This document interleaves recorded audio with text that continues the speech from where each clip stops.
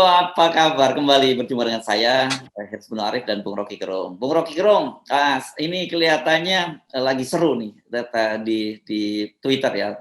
Ini tagar negara tidak butuh Erick Thohir ini lagi jadi trending. Saya penasaran apa sih penyebabnya. Ini kan netizen ini kadang-kadang gitu, bisa aja mereka tidak ada cantolannya, tapi kalau saya kira saya duga ini masih kaitannya dengan Formula E dan kemudian manuver-manuver Erick Thohir ya. Kemarin dia juga muncul di PAN, terus kemudian dan sebelumnya di DPR juga dia sedang disentil habis ini oleh seorang anggota DPR dari PDIP gitu. Nah, ini saya kira menarik. Sebelum kita bahas, coba ini saran saya sih kita tonton sebentar yang ini ya, apa yang disampaikan oleh anggota PDIP ini. Selanjutnya Pak Menteri, mohon izin saya mau bicara sedikit soal Formula E. Saya tidak mau bicara soal GoTo karena itu domainnya Pak Arya Sinulinga. Saya bicara aja soal Formula E. Pak Menteri, berapa bulan sebelum Formula E dilaksanakan Pak Jokowi datang ke sana? Kalau Pak Jokowi datang kan kita sebagai menteri, sebagai pembantu presiden harusnya paham bahwa tujuan presiden ke sana memberikan sinyal kepada seluruh menterinya untuk bagaimana bisa membantu agar Formula E ini menjadi sukses dan juga bisa mencapai goalnya, yaitu kemudian bisa menjadi kebanggaan bangsa kita. Sebentar teman-teman. Nah, maksud kami adalah kami sedih kemarin ternyata kawan-kawan kami sendiri aja, sahabat kami Pak Sahroni, mohon izin, beliau seperti ngemis-ngemis ke Pak Menteri, katanya iya ternyata nggak ada tuh bantuan ya kan. Kami juga sempat senang bahwa waktu itu sempat ada MOU dengan anak Pertamina, Pertamina Renewable itu ya kan, yang ternyata itu ya bukan ngasih sponsor, malah ternyata hanya memberikan potongan terhadap harga BBM yang dibeli kan begitu. Nah, maka harapan kami Pak Menteri, kalau kami lihat, Bapak mungkin lihat di medsos itu pedas, tapi kadang bagus untuk kritikan kita, untuk multivitamin kita, untuk bagaimana kita bisa lebih bijak dalam mengambil kebijakan. Banyak orang mengatakan, oh tentu nggak dibantu, bukan panggungnya Pak Menteri kan begitu. Ada juga yang bilang bahwa, oh ini ya kalau acaranya Menteri, jangankan sebulan proposal, 1 menit sebelum acara Pak Menteri aja bisa BUMN itu support begitu. Maka kemudian ada kata-kata di masyarakat yang bilang bahwa oh ini memang sengaja oleh Pak Menteri BUMN diinstruksikan untuk BUMN tidak bantu Formula E karena ini kemudian Pak Anies Baswedan ini menjadi kompetitor Pak Menteri kan begitu. Saya bicara di sini Pak Menteri bukan dalam kapasitas saya mendukung Pak Anies Baswedan atau enggak, tidak. Tapi ini ada dalam rangka kepentingan bangsa dan negara. Kalau soal capres ya Pak Menteri, kami jelas partai kami punya calon Bu Puan Maharani ya kan. Sehingga kami bilang bahwa ini bukan soal mendukung tidak mendukung soal Anies Baswedan, tapi soal kepentingan bangsa dan negara. Maka harapan kami Pak Menteri sebagai public figure, sebagai petugas negara, sebagai pembantu presiden, harapan kami Pak Menteri bisa lebih bijak lagi dalam urusan ini. Kalau alasannya G20, saya coba dapatkan data. Sekarang berapa sih sebenarnya keuntungan yang dicapai BUMN dalam 2021, yaitu 1.613 triliun. Kalau kita bilang sponsorship untuk kegiatan sponsorship dalam sebuah perusahaan aja 5-10%. Kalau kita bicara 5-10% artinya 80-160 triliun. Nah, Pak, masa sih untuk acara G20 sampai habis 100 triliun? Kan tidak mungkin. Dan sisanya kemana? Maka harapan kami hal-hal begini juga bisa dilakukan agar bagaimana minimal 1 miliar lah bantu untuk mereka. Masa kita nggak malu, namanya saya lihat di logonya kemarin ada namanya MS Glow for Men ya kan. MSG ini produk kecantikan ya kan, yang mereka berhasil sukses bukan karena negara ya kan, tapi dia punya keinginan, anak muda ini punya keinginan untuk bagaimana ikut mengharumkan nama bangsa kita sehingga dia mau melakukan sponsorship di situ. Maka harapan kami hal yang baik yang seperti dicontohkan MS Glow ini juga bisa ditiru oleh Pak Menteri BUMN ke depan dengan membuang sedikit egonya terhadap kepentingan politik begitu. Nah, menarik ini karena dia langsung tegas itu di situ menyebutkan bahwa kalau PDIP ya sudah, mereka udah pasti calonnya itu Puan Maharani gitu kata si anggota PDIP tadi. Artinya dia nggak usah deh lu manuver kemana-mana, pokoknya partai gue lu nggak bakal gue dukung, kira-kira gitu ya aninya kesimpulannya ya. Ya itu juga sinyal yang diberikan oleh Koalisi Indonesia Bersatu sebetulnya. Ya. Bahwa ya. yang bukan anggota dari KIB itu ya udah nggak jangan berharap bakal didukung oleh KIB yang dipimpin oleh Pak Erlangga tuh. Jadi real aja kita mau terangkan bahwa keadaan politik kita betul-betul sekedar lempar isu lalu dibeli di belakang itu. Kan Pak Erick Thohir terkenal uangnya banyak itu.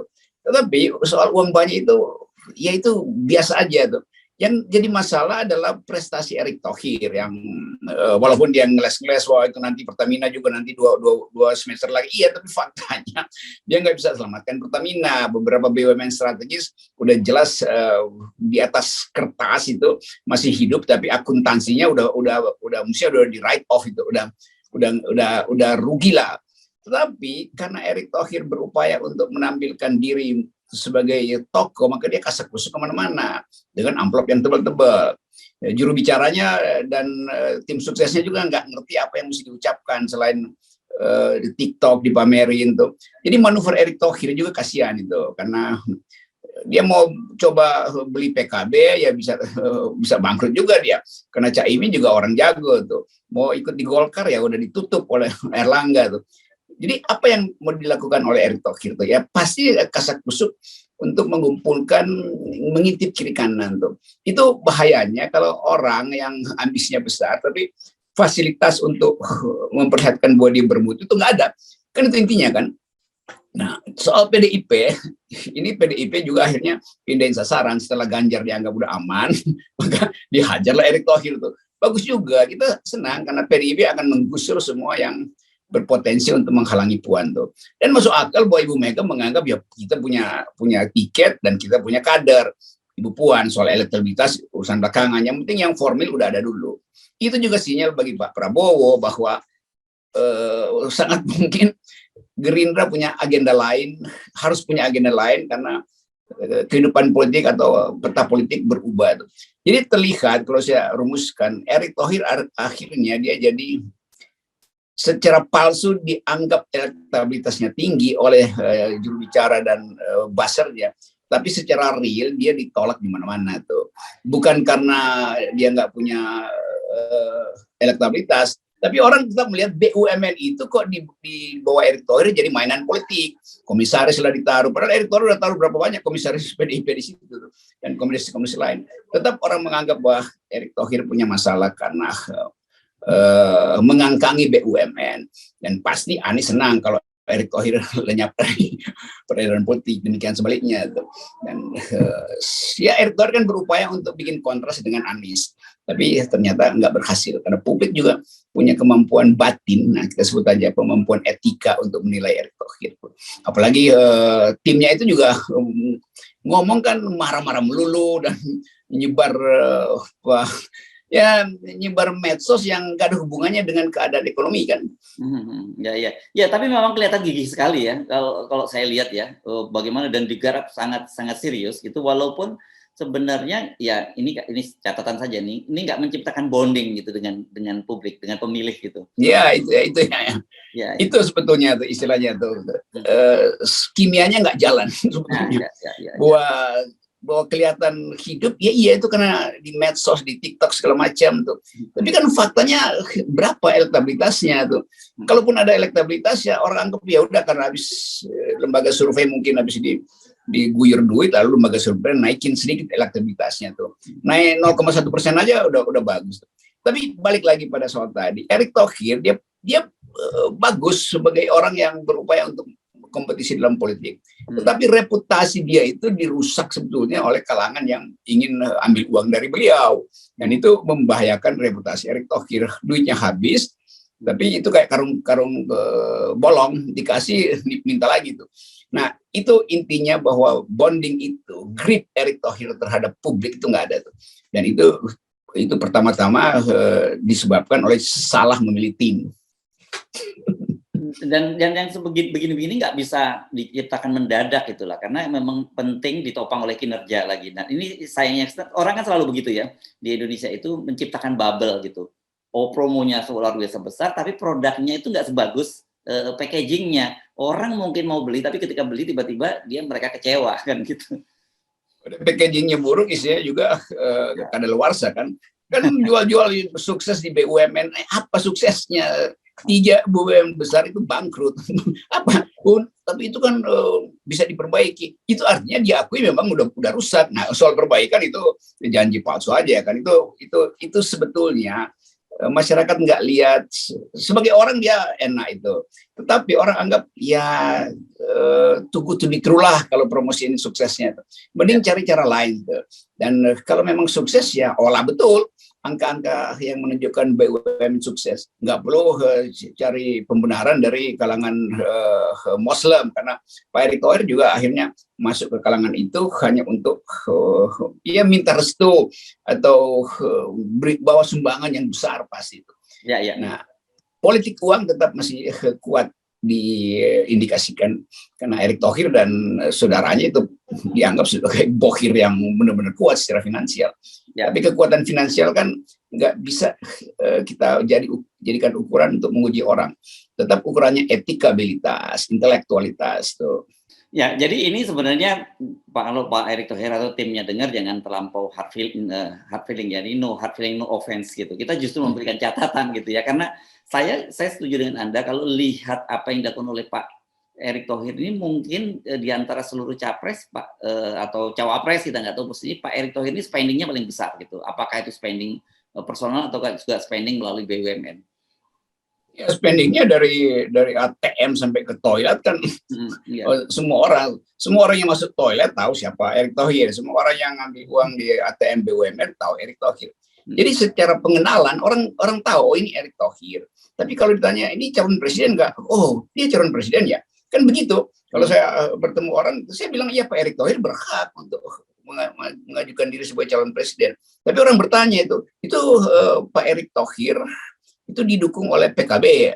Kira-kira begitu kesannya tuh. Dan belum ada kepastian kan. Jadi sinyal-sinyal itu yang seolah-olah nggak diolah apa sebetulnya yang bisa jadi distinguished karakter dari Erick Thohir. Nah, kalau pakai istilah-istilah asing di dalam politik Amerika kan ditanya begitu tuh. Apa karakter khususnya apa? Orang hanya ingat bahwa Erick Thohir Menteri BUMN. Orang hanya ingat bahwa harga minyak yang adalah tanggung jawab BUMN itu minta ampun mahalnya tuh. Orang hanya ingat bahwa Erick Thohir sponsor di berbagai macam kegiatan olahraga tuh. Kalau itu bagus, tapi kalau ditanya Erick Thohir sebagai calon pemimpin itu kurang sekali tuh. Ya kita kasih masukan ini kritik supaya Erick Thohir perbaiki diri tuh. Ganti tim sukses mungkin lebih baik tuh. Oke, saya kira itu strong recommendation dari Bung Rocky Gerung ya hari ini. Jadi jangan dianggap bahwa kita ini cuma cari gara-gara, tapi justru kita memberikan solusi ya. Karena sebenarnya prinsip kita itu adalah semakin banyak presiden, semakin baik ya. Semakin banyak calon presiden, semakin kompetisinya juga akan semakin menarik kan. Iya, Erick Thohir mesti belajar dari Erlangga yang secara taktis mampu untuk membuat KIB itu Koalisi Indonesia apa namanya itu bersatu ya, sering salah bersatu dan berhasil ngeprank Projo itu karena kemarin seolah-olah Projo diminta datang ke KIB untuk memperlihatkan ada faksinya Pak Jokowi, tapi belakangan Erlangga ralat, enggak ini bukan buat orang yang tidak punya kartu anggota 3 partai itu, PAN, P3 dan Golkar. Jadi jelas Erlangga dengan di awal udah kasih sinyal bahwa ini buat saya dong, masa saya bikin buat orang lain, yang bener aja. Itu masuk akal. Sebagai partai yang rasional tentu Golkar berupaya untuk menampilkan pemimpinnya sendiri. Jadi sekali lagi kita dorong Erlangga, kita dorong Erick Thohir, segala macam. Kalau Ganjar kayaknya udah susah tuh. Dan tentu Anies juga kan ada di atas. Karena ini tokoh-tokoh yang akan berkompetisi. Tetapi kalau mereka nggak mau berjuang 0%, ya itu kita hajar juga dong. Ya. Oke, baik, terima kasih. Karena tetap kita mesti pastikan mereka harus paham demokrasi. Demokrasi itu 0%, itulah. Yes. Oke, itu saya kira harga mati. Nah, kalau gitu 0% adalah harga mati. Harga mati. Mantap.